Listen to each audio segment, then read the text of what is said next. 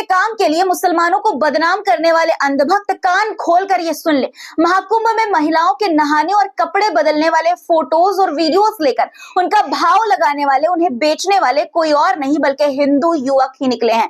Police ने कैसे इन्हें दबोचा है, कौन है ये जिन्होंने हिंदुत्व का डंका पीटने वालों को शर्मिंदा कर दिया है, बताऊंगी आपको आगे। पुलिस का दोहरा रवैया भी दिखाऊंगी आपको कि कैसे वो मुस्लिम आरोपियों का जुलूस निकालती है और हुड़दंग मचाने वाले अपराधियों, हिंदुत्ववादी अपराधियों को देखकर भी अनदेखा कर देती है जब वो मस्जिदों के बाहर नापाक हरकतें करते हैं, नारे लगाते हैं। सबसे जरूरी आज बात भगवा लव ट्रैप पर होगी कि कैसे मुस्लिम लड़कियों को इसमें फंसाया जा रहा है। तो तमाम खबरों को डिटेल के साथ जानने के लिए पूरा वीडियो जरूर देखिएगा। वीडियो शुरू करूं उससे पहले आपसे एक गुजारिश की लाइक जरूर से कर दीजिए और आज शेयर करना आपका सबसे बड़ा फर्ज बनता है, इसलिए वीडियो को शेयर जरूर कीजिएगा और कॉमेंट में अपनी राय जरूर लिखिएगा। चलिए शुरू करते हैं वीडियो। द लाइव टीवी, सच सबसे आगे। आदाब दोस्तों, मेरा नाम है मिसबा खान और आप मुझे द लाइव टीवी पर देख रहे हैं। कहते हैं जब आप किसी के साथ बुरा करते हैं तो आपके साथ भी बुरा ही होता है। जब आप किसी पर कीचड़ फेंकते हैं तो कुछ बूंदे आप पर भी जरूर पड़ती है। अगर आप किसी के घर की बेटियों की इज्जत नीलाम करोगे तो आपके घर की बेटियां भी सुरक्षित यानी महफूज नहीं रहेंगी। एक तरफ भगवा लव ट्रैप में मुस्लिम लड़कियों को बहकाया जा रहा है, फुसलाया जा रहा है, भगाया जा रहा है, इज्जत नीलाम की जा रही है और दूसरी तरफ महाकुंभ में लड़कियों और महिलाओं की अर्धनग्न फोटो बेचकर पैसे कमाए जा रहे हैं, उन्हें नीलाम किया जा रहा है सोशल मीडिया पर। और हैरानी की बात तो यह है कि ये काम कोई दूसरे धर्म वाले प्लान बनाकर बिल्कुल नहीं कर रहे हैं, बल्कि ऐसे लोग कर रहे हैं जिनका नाम सुनकर अंधभक्तों की बोलती बंद हो गई है। यानी खुद हिंदू ही अपनी हिंदू बहनों और माओ को नीलाम कर रहे हैं, उनकी इज्जत बेच रहे हैं चंद पैसों के लिए। पुलिस ने इन आरोपियों को दबोचा भी है, धर दबोचा है। तीनों के नाम जानकर आप भी हैरान हो जाएंगे। नाम है प्रज्वल तेली, चंद्र प्रकाश फूलचंद और पी पाटिल, यानी तीनों की तीनों हिंदू। और ये गिरफ्तारियां गुजरात, महाराष्ट्र और उत्तर प्रदेश से हुई हैं दोस्तों, यानी कि भाजपा शासित राज्यों से। अब सवाल तो ये उठता ही है कि महिलाओं की सुरक्षा के नाम पर राजनीति करने वाली भारतीय जनता पार्टी की सरकार कहां थी जब ये घिनौनी हरकत हो रही थी। कुंभ जैसे धार्मिक आयोजन में नारी की गरिमा की रक्षा करने का दावा करने वाले अब चुप क्यों हैं? अब देखिए ना दोस्तों, जिन लोगों ने ये घिनौना काम किया वे कौन निकले? अपने ही निकले। किसी खास मजहब पर उंगलियां उठाने वाले अब क्या कहेंगे इस पर? जानते हैं ये लोग इस घिनौनी हरकत को अंजाम कैसे दे रहे हैं? कैमरा लगाकर, कुंभ में जाकर, वहां पर वीडियो बनाकर। पुलिस को यह भी शक है कि ये लोग देश के 60 से 70 अस्पतालों के सीसीटीवी कैमरे हैक किए हुए हैं। वहां के स्त्री रोग विशेषज्ञों के चैम्बर में, यानी जो डॉक्टर हैं, महिलाओं के जो डिजीज के एक्सपर्ट्स हैं, उनके चैम्बर में महिलाओं के चेकअप के वीडियोस लीक करते हैं। छानबीन में इनके पास से महिलाओं के आपत्तिजनक फुटेज भी मिले हैं। इस घटिया हरकत पर लोग सोशल मीडिया पर भी सवाल उठा रहे हैं, अपनी राय रख रहे हैं। बिट्टू शर्मा नाम के एक यूजर ने सोशल मीडिया प्लेटफॉर्म एक्स पर यह लिखा कि मुस्लिम महिलाओं के सुल्ली डील्स वाले कांड पर चुप रहने वाले, देखो बच्चों को जन्म देते वीडियो मात्र 999 में, कुंभ में महिला स्नान के वीडियो 1500 रुपए में, पार्लर की महिलाओं वाले वीडियो 1600 रुपए में। गुजरात के राजकोट के अस्पताल से ये खुलासा सामने आया है। टेलीग्राम और यूट्यूब पर उपलब्ध है ये वीडियो। दरअसल कुछ टेलीग्राम ग्रुप्स पर यह दावा किया जा रहा था कि महिलाओं की फोटो और वीडियोस रिकॉर्ड करके उन्हें डार्क वेब पर बेचा जा रहा है। रिपोर्ट के अनुसार इस तरह की वीडियोस को 1900 रुपए से 4000 रुपए तक में बेचा जा रहा है। इस तरह के वीडियो चौतरफा फैल जाए इसलिए कुंभ से जुड़े हैशटैग इस्तेमाल किए जा रहे हैं, जैसे कि हैशटैग महाकुंभ 2025, गंगा स्नान, प्रयागराज कुंभ, महाकुंभ, लगातार उन्हें अपलोड किया जा रहा है। सोचिए दोस्तों, सोचिए कि महाकुंभ जहां सैकड़ों श्रद्धालु गंगा में आस्था की डुबकी लगाने आते हैं, वहां ये दरिंदे इस पवित्र स्थान को गंदगी की मंडी बना दे रहे हैं। महिलाओं के नहाने और कपड़े बदलने की वीडियोस चोरी से बनाते हैं, फिर डार्क वेब और सोशल मीडिया पर इसे बेच देते हैं कुछ पैसों के लिए, बाकायदा भाव लगाकर। बता दें आपको कि संगम में डुबकी लगाने वाली महिलाओं के फोटो और वीडियोस को ऑनलाइन सेल करने वाले 17 हैंडल्स, सोशल मीडिया हैंडल्स जिसमें इंस्टाग्राम भी शामिल है, इनके खिलाफ यूपी पुलिस ने कार्रवाई भी की है। इस घटना के बाद अब सरकार से सवाल हर उस शख्स को पूछना चाहिए जो हर छोटी बड़ी घटना में मुसलमानों को बदनाम करता है। अगर आरोपी मुस्लिम होता तो अब तक कुंभ जिहाद, महाकुंभ जिहाद, इस्लामिक साजिश जैसे नारे गूंज रहे होते, लेकिन अब ये ढोंगी चुप क्यों हैं? जवाब दे कमेंट में। जब कुछ हिंदुत्ववादी अपनी बहन बेटियों की इज्जत नहीं कर पा रहे हैं तो दूसरे धर्म की कुछ कह रही हूँ दोस्तों, यहाँ पे सब की बात नहीं, क्योंकि कुछ हिंदू हैं जो बहुत रिस्पेक्ट करते हैं महिलाओं की, इसलिए कुछ का इस्तेमाल कर रही हूँ कि जब कुछ हिंदुत्ववादी अपनी बहन बेटियों की इज्जत नहीं कर पा रहे हैं तो दूसरे धर्म की इज्जत, दूसरे के धर्म की बहन बेटियों की इज्जत की उम्मीद इनसे कैसी की जा सकती है? खुद सोचिए आप। एक तरफ ये और दूसरी तरफ एक बार फिर से भगवा लव ट्रैप का नाम चर्चा में है, जो मुस्लिम लड़कियों को अपना निशाना बना रहा है और उनके साथ दरिंदगी कर उन्हें मौत के घाट भी कई मामलों में उतार दिया गया है।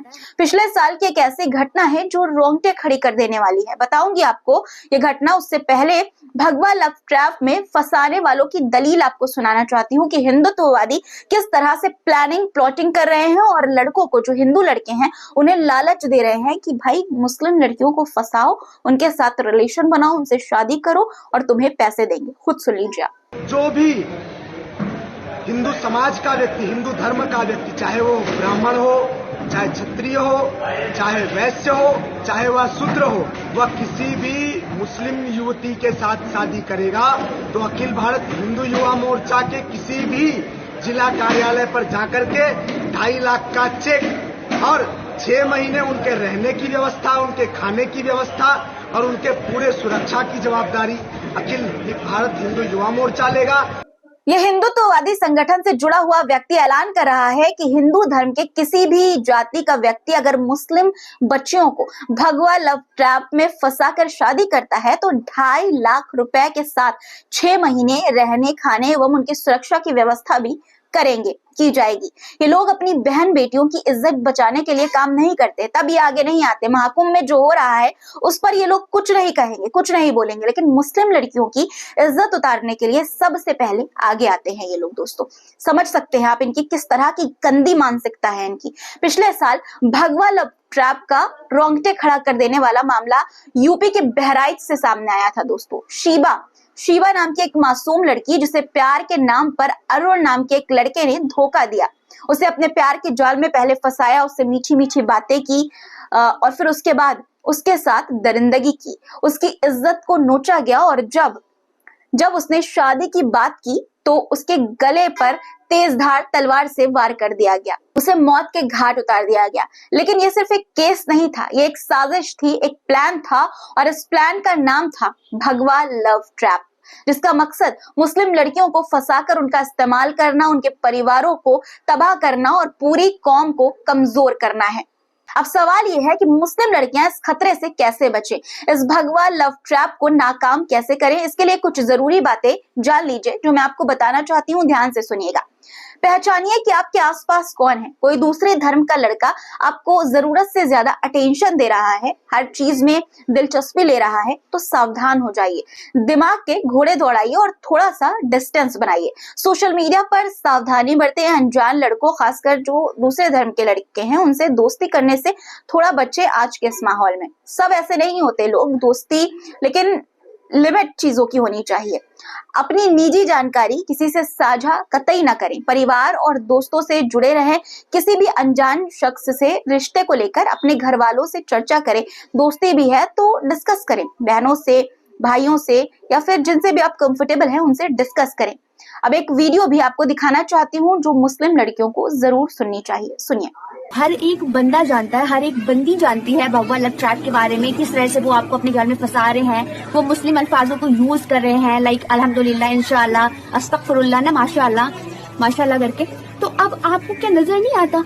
और उनको लग रहा है कि उनका रोहन मोहन जो भी है वो वैसा नहीं है। आपको यकीन कब होगा? जब वो आपको शादी करके आपके बेबी हो जाएंगी, उसके बाद जब वो आपको डिवोर्स दे देंगी, तब आपको यकीन होगा। तब आपको इस चीज का एहसास होगा। तो जब आपके साथ कुछ बुरा हो जाए फिर आपको अकल आए तो फिर क्या फायदा रह जाता है। लड़की किसी भी धर्म की हो, उसकी इज्जत के साथ खेलना गुनाह है और लड़कियों को भी ये बात समझनी होगी। क्या पता आपका रोहित, राहुल, दीपक जो भी हो भगवा लव ट्रैप का हिस्सा हो और कुछ पैसों की लालच में आपका इस्तेमाल कर रहा हो। इसलिए जाग जाइए, सोचिए और सावधान रहिए। और देखिए दोस्तों, लव जिहाद के नाम पर जो लोग रोना शुरू कर देते हैं, रोते रहते हैं, वही लोग यहाँ पर इस मामले में तालियां बजाते हैं। अगर आप भी इस सच को लोगों तक पहुंचाना चाहते हैं तो इस वीडियो को शेयर करें ताकि हर मुस्लिम बेटी, हर मुस्लिम लड़की इस साजिश को समझ सके और खुद को बचा सके भगवा लव ट्रैप के लोगों से। अब अगली खबर पर आते हैं। मुसलमानों के साथ नाइंसाफी तो मानो आज के इस भारत में, आज के इस इंडिया में ट्रेंड बन गया है दोस्तों, एक नया न्यू नॉर्मल बन गया है। एक वीडियो सबसे पहले मैं आपको दिखाना चाहती हूँ, आपकी स्क्रीन पर पहले वीडियो देखिए।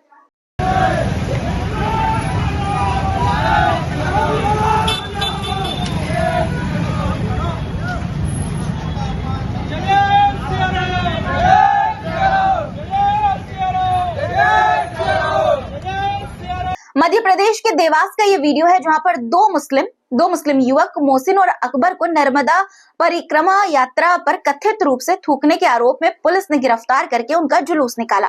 इस मौके पर चरमपंथी हिंदुत्ववादी संगठन के लोग भी पीछे धार्मिक नारे लगाते हुए नजर आए। अभियुक्तों के साथ पुलिस का ये बर्ताव अमानवीय और गैर कानूनी है। आपको याद दिला दूं दोस्तों कि कुछ ऐसा ही मामला कुछ समय पहले उज्जैन में भी सामने आया था, जहां एक धार्मिक शोभा यात्रा के ऊपर थूकने के आरोप में 3 मुस्लिम युवकों के घरों को बुलडोजर से ध्वस्त कर दिया गया था, गिरा दिया गया था, तहस नहस कर दिया गया था। मगर 6 महीने बाद अदालत में आरोप साबित न होने की वजह से वो सभी बाइज्जत बरी हो गए। अब खुद सोच लीजिए दोस्तों आप लोग कि प्रशासन कितनी निष्पक्षता से अपना काम कर रही है, कितनी निष्पक्षता से हिंदू और मुसलमानों के साथ कार्रवाइयां हो रही हैं। 2 मुसलमानों पर थूकने का आरोप लगा, पुलिस ने उन्हें पकड़कर जुलूस निकाला। 3 मुसलमानों पर झूठा इल्जाम लगा, उनके घरों पर बुलडोजर चला दिया गया। मगर जब मस्जिदों के बाहर तलवारें लहराई जाती हैं, जब नारे लगाए जाते हैं, जब धार्मिक शोभा यात्राओं को दंगे में बदलने की साजिश होती है, तब प्रशासन को कुछ नहीं दिखाया जाता। उनकी आंखों की रोशनी क्यों चली जाती है? क्यों उन्हें नहीं नजर आता कि किस तरह की चीजें हो रही हैं? दोस्तों अब आते हैं उन घटनाओं पर जहां खुलेआम मस्जिदों के बाहर नफरत फैलाई जा रही है मगर पुलिस ने कुछ नहीं किया है। सबसे पहले मैं आपको 3 वीडियो दिखाना चाहती हूँ। आपकी स्क्रीन पर देखिए 3 वीडियो है, आपको जगह का नाम, डेट भी नजर आ रही होगी। पहली जो वीडियो आपको नजर आ रही है ये महाराष्ट्र से सामने आई है दोस्तों। शिव जयंती के जुलूस में आपत्तिजनक गाने बजाए गए, मस्जिद के सामने भगवा झंडा लहराया गया मगर कोई गिरफ्तारी नहीं हुई। थोड़ा सा वीडियो मैं आपको दिखाना चाहती हूँ, देखिए।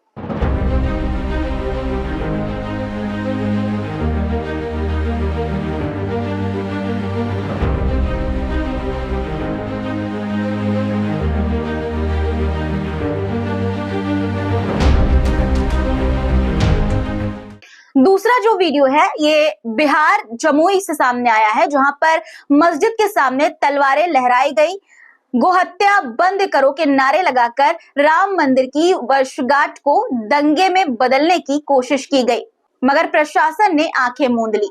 वीडियो आप देखिए कि किस तरह से हुड़दंग मचाई गई।